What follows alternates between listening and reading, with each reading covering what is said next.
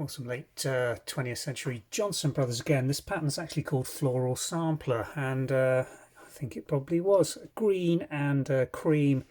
Very pretty, quite stylized floral dog rose design with this green banding around the base and top with hatching front and rear panel decoration.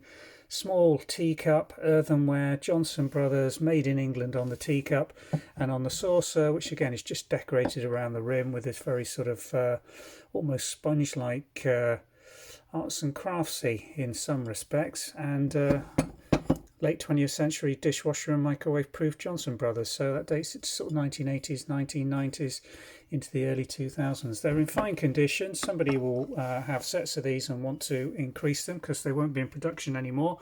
I think we've got 4 or 5 teacup and saucer sets going on sale, and they'll be available from the Vintage and Antiques website if you just follow the description link from YouTube below, and that will take you directly through to the listing for these sets. Thanks for watching.